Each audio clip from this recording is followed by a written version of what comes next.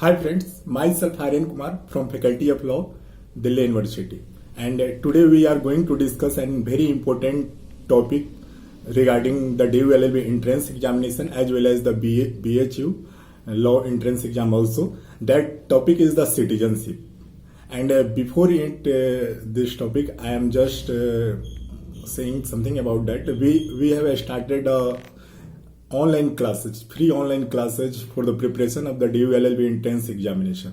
So आप हमसे जुड़िए. मैंने भी लास्ट वीडियो में भी मैंने बहुत बार इसके बारे में चर्चा कर रखा. तो अभी आज के डेट में हमसे लगभग 400 से ज्यादा बच्चे और 15 स्टेट क्रॉस द कंट्री, लगभग 15 स्टेट से 15 स्टेट्स के ज्यादा बच्चे हमसे जुड़े हुए हैं.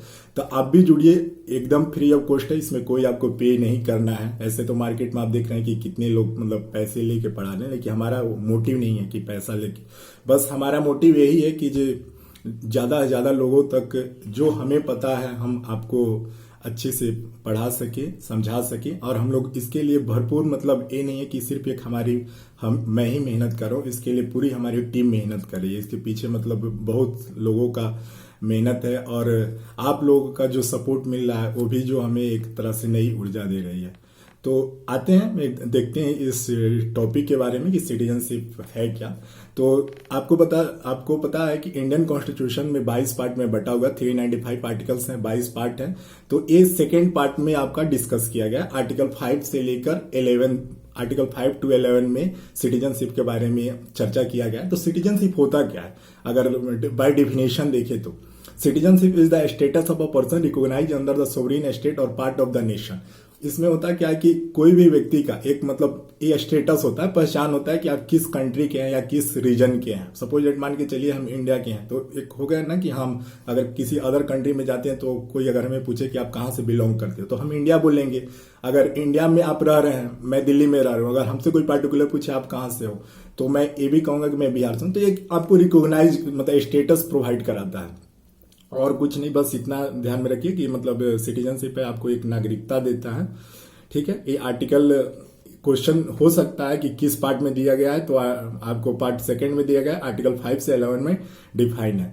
तो इसमें हम बहुत सारे मतलब इसमें टॉपिक है जो डिस्कस करेंगे कि क्या क्या हम लोग को टॉपिक इसमें डिस्कस करना है. तो सबसे पहले हम आर्टिकल 5 से 11 तक देखेंगे कि उसमें क्या करता है. उसके बाद से हम देखेंगे कि मतलब एक्विजिशन ऑफ द सिटीजनशिप, कैसे आप इंडिया के मतलब नागरिकता आप ले सकते हैं और इसके मतलब 4-5 प्रोसेस हैं, उसके बारे में डिस्कस करेंगे. फिर उसके बाद से लॉस ऑफ द सिटीजनशिप, जैसे मतलब सिटीजनशिप अगर आपको मिला हुआ है या इंडिया के आप नागरिक है तो किस रीजन से या किस तरीके से आपके मतलब सिटीजनशिप खत्म हो जाएगा. तो ये इंपॉर्टेंट टॉपिक है और ये खासकर मैंने देखा प्रीवियस या डीयू में भी बहुत मतलब लगातार पूछते आ रहे हैं और as well as BHU, NLU सब जगह क्वेश्चन इस टॉपिक से आया हुआ है. तो बहुत ही इंपॉर्टेंट है. तो प्लीज आप मतलब पूरे वीडियो को देखें, तब आपकी चीजें समझ में आएगा. मैं कोशिश करूंगा कि मतलब इसको बहुत ही मतलब एक अच्छा तरीका से एक्सप्लेन कर पाऊं.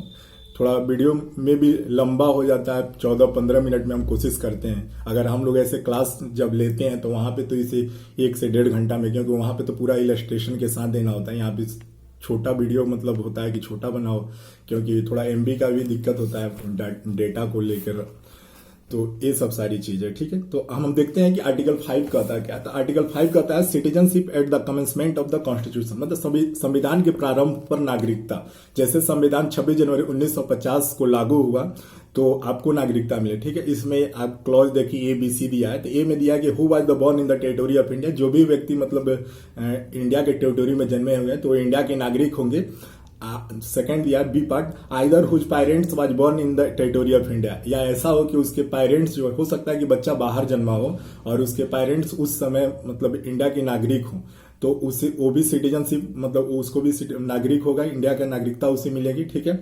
Who has the ordinarily resident in the India of India not less than the 5 year immediately preceding the commencement, मतलब एक कहता है जो ऐसे प्रारंभ से ठीक पहले 5 साल तक, मतलब कम से कम 5 साल तक भारत के राज्य क्षेत्र में मामूली तौर पर निवास रहा, वो नागरिक भारत का होगा. ठीक है. आर्टिकल 6 क्या कहता है. आर्टिकल 6 बात करता है right of the citizenship of the certain person who has migrated to India from the Pakistan. इसमें बात किया गया है कि पाकिस्तान से भारत को जितने भी लोग माइग्रेट करने वाले व्यक्ति हैं तो उनके नागरिकता के अधिकार के बारे में बात किया गया है। तो कह रहा है कि नॉर्थ ईस्ट श्रेणी का person who has migrated to the territory of the India from the territory now it's in Pakistan deem to be the citizen of India commencement of the. इसमें क्या है एक्चुअली, इसको पढ़ने में थोड़ा ज्यादा ये लगेगा, ठीक है, हम आपको बता दे रहे हैं। इसमें क्या कहा गया है कि कोई भी व्यक्ति जो पाकिस्तान में, आपको पता है जब 15 अगस्त 1947 को जब इंडिया आजाद हुआ था, दो दुनिया ने पाकिस्तान और इंडिया दो पार्टों में ये बटी थी, ठीक है।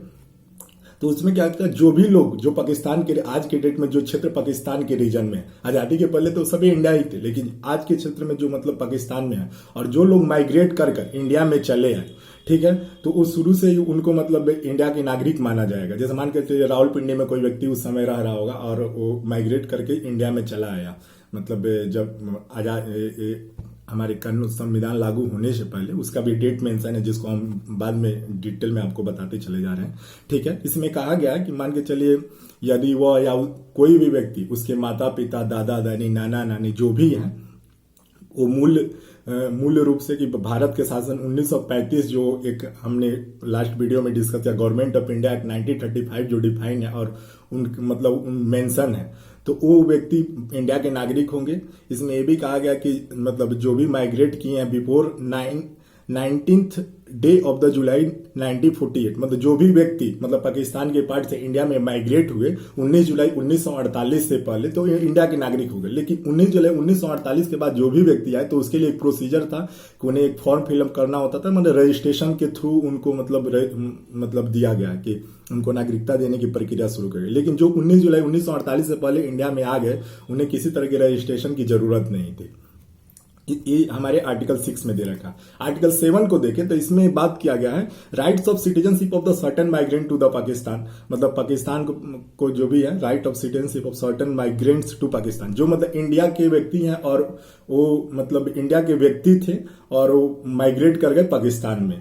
तो इसमें क्या किया गया है कि मतलब first day of the March जितने भी लोग हैं, पर्सन हुआ जो after the day of the first day of the March 1947, first March 1947 के बाद से जो भी माइग्रेट कर गए from territory of India to the territory now included in the Pakistan shall not be deemed to the citizen of India. मतलब इसमें कहा गया कि जो भी व्यक्ति हैं वो फर्स्ट मार्च 1947 के बाद अगर पाकिस्तान के मतलब रीजन में वो माइग्रेट कर गए, इंडिया से माइग्रेट कर गए, तो उनको इंडिया का नागरिक नहीं समझा जाएगा। भले ही वो मतलब शुरू में इंडिया के पार्ट में रह रहे, लेकिन अगर वो माइग्रेट कर गए पाकिस्तान के रीजन में फर्स्ट मार्च 1947 के बाद, तो उन्हें इंडिया के नागरिक नहीं कहा जाएगा। ये आर्टिकल 7 में चर्चा किया गया है।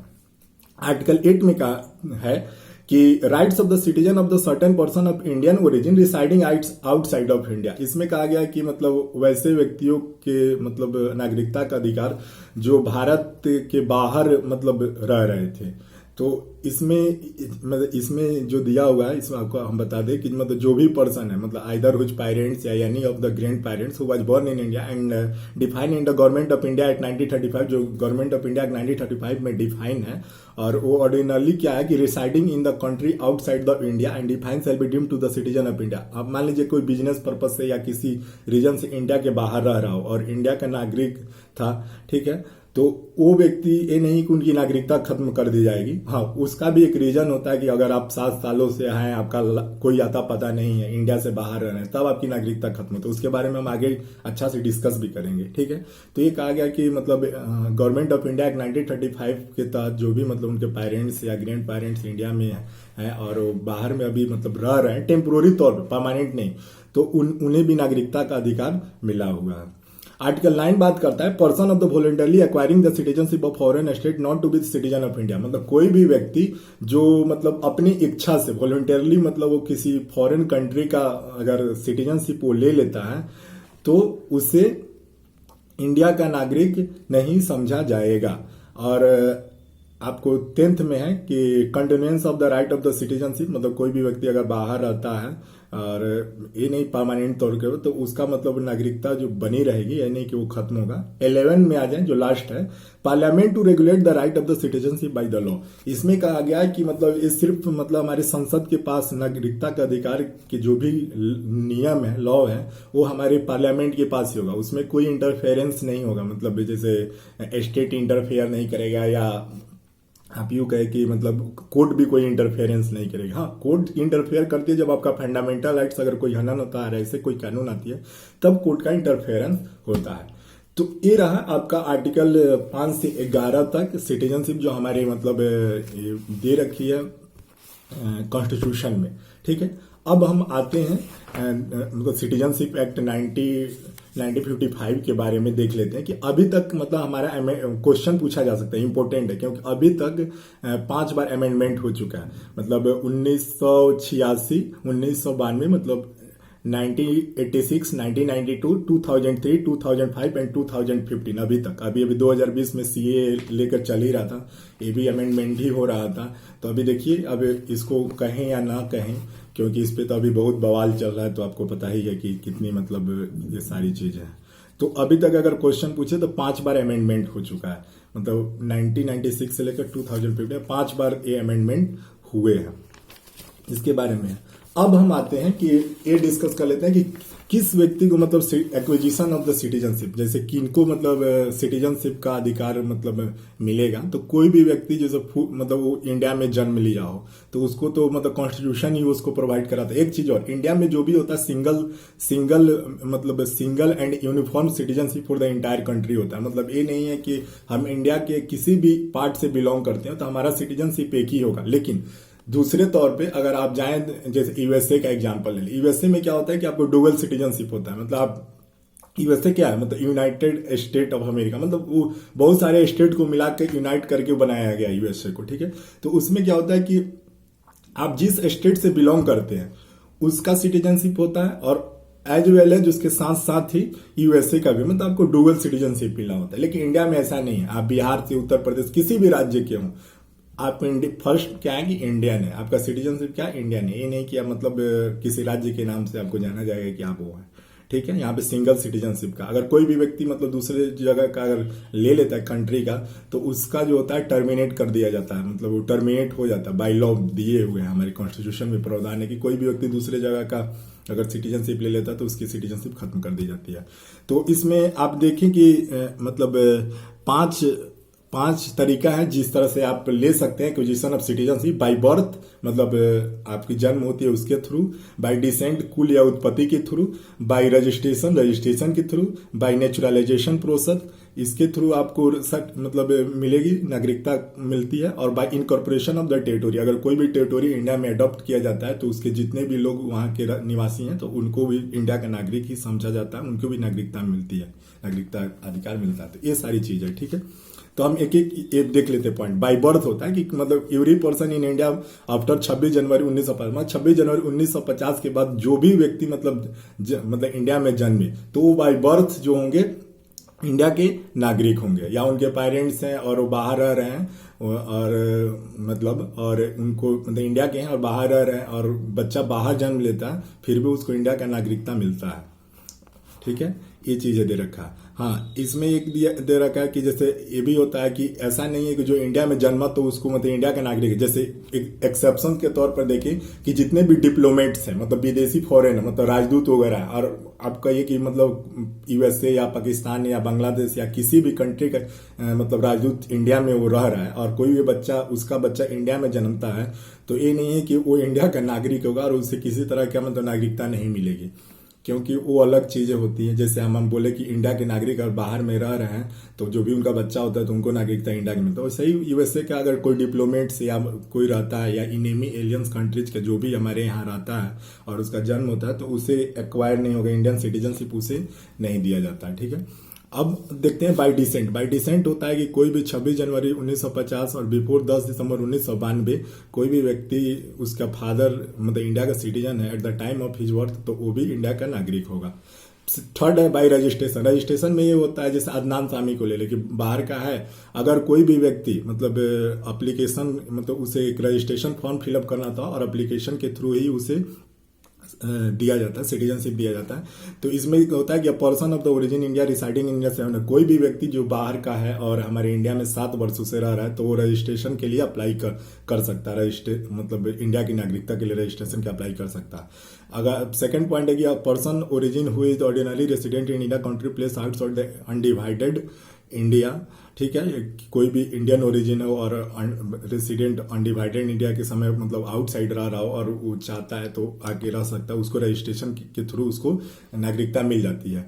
Third point, women who is worry to the citizen of India and resident of India for the 7, अगर कोई भी मतलब वीमेन है वो इंडियन मतलब बंदा से शादी करती है, 7 साल इंडिया में रहने के बाद उसको नागरिकता दे दिया जाता है बाय रजिस्ट्रेशन प्रोसेस, ठीक है। 7 साल में तो उसको कंटिन्यू रहना पड़ेगा, ठीक है। उसके बाद से minor children of the person who is the citizen of India, मतलब जो भी माइनर चिल्ड्रन ऑफ द किसी भी पर्सन का है तो उसे भी सिटीजन ऑफ इंडिया। जैसे इसमें होता क्या कि कोई भी बंदा होता है कि जैसे इंडिया का है और क्या करता है कि वो अपना मतलब नागरिकता छोड़ देता है, और नागरिकता छोड़ देने के बाद से क्या होगा कि उसका जो भी बच्चा माइनर होगा तो उसको भी नागरिक नहीं होगा, लेकिन जैसे वो 18 वर्ष का होता है तो वो अपना सिटीजनशिप के लिए अप्लाई कर सकता है। ये चीजें इसमें दे रखी है।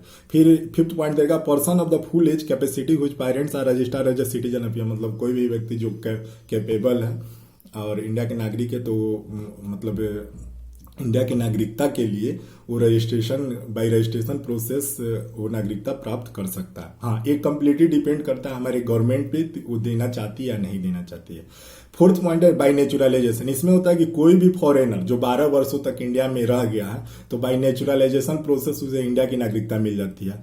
5th है bye incorporation of the territory, मतलब कोई भी आप टेरिटोरी, जैसे मान के चलिए अगर कल होके हम किसी पड़ोसी राज्य का मतलब कोई पार्ट हमारे अंडर आके जुटता है तो वहां के जितने भी नागरिक होंगे उस पार्ट के वो इंडिया के नागरिक समझे जाएंगे। अब हम आते हैं लॉस ऑफ द सिटीजनशिप, आपकी सिटीजनशिप कब खत्म हो जाएगी।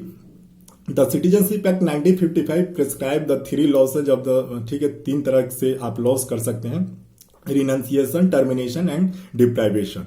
बाय रिनाउंसिएशन मतलब क्या होता है कि any citizen of India full age और कैपेसिटी होता है make declaration renouncing his her Indian citizen, कोई भी व्यक्ति होता है जो फुल एज होता है और वो अपना मतलब सिटीजनशिप छोड़ना चाहता है, अपनी इच्छा से घोषणा कर देता है कि वो इंडिया का सिटीजनशिप छोड़ रहा है तो वो उसका सिटीजनशिप खत्म कर दिया जाता है। हाँ, इसमें एक्सेप्शन नहीं होता है कि वार के समय ये सिचुएशन नहीं होता, अगर वार चल रहा हो उस समय आप छोड़ दें तो आप ऐसा नहीं कर सकते हैं, ठीक है। अगर कोई पर्सन इंडिया का है और यूरी माइनर और children has loses Indian citizenship, however when the child attend the age of the, मैंने पहले भी बताया कि अगर कोई व्यक्ति मान के चलिए वो सिटीजनशिप छोड़ देता और उसका बच्चा माइनर होता है तो ठीक है, बच्चा का भी सिटीजनशिप खत्म हो गया, लेकिन जैसे बच्चा 18 वर्ष से ज्यादा का होगा तो उसको क्या होगा कि फिर वो मतलब सिटीजनशिप के लिए अप्लाई कर सकता है और उसे इंडिया का सिटीजनशिप दे दिया जाता है।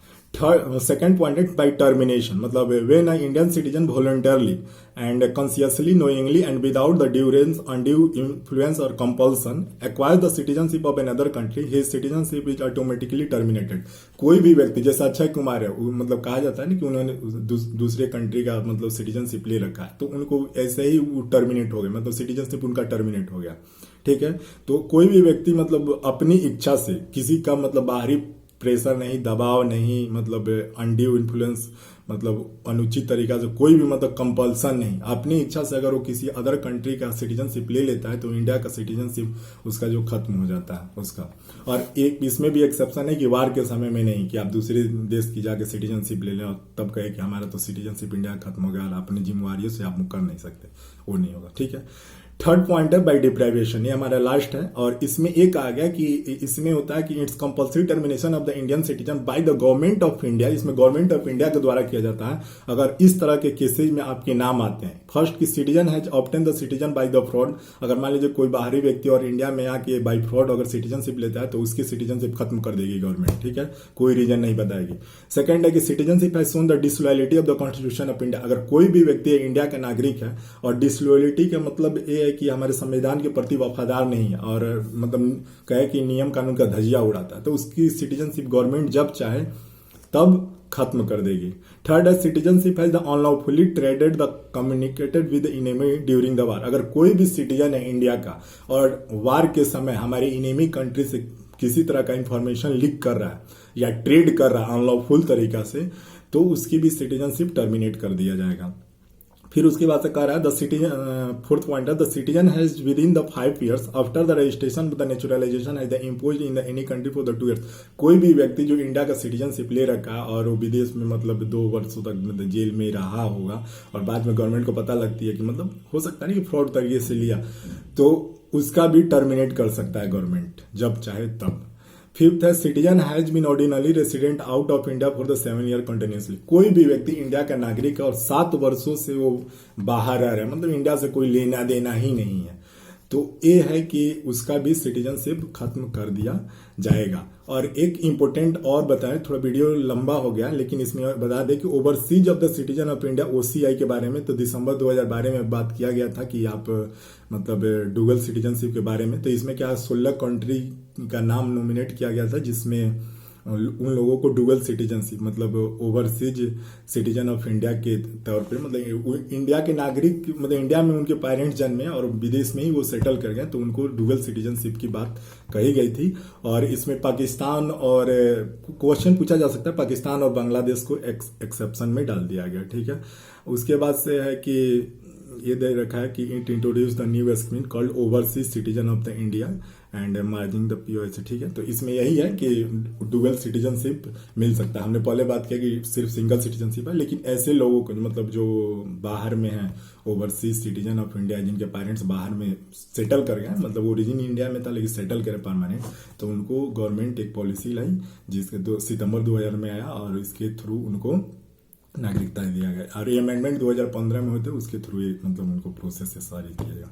तो ये था हमारा एक कंप्लीट पूरा मतलब सिटीजनशिप पे, और आई थिंक आपको समझ में आया होगा। तो प्लीज आप हमारे चैनल को लाइक एंड सब्सक्राइब कर दीजिएगा। जो भी डाउट है आप कमेंट बॉक्स में डालिए और प्लीज आप हमारे ग्रुप से जुड़िए। और ये वीडियो मैं मतलब अपने यूट्यूब चैनल पे डालता हूँ, तो आप चैनल को प्लीज लाइक एंड सब्सक्राइब कर दीजिएगा ताकि अगली वीडियो आए तो आपको इन्फॉर्मेशन मिलती रहे regarding DU LLB entrance examination या किसी तरह की ऐसे कोई भी वीडियो जाती है।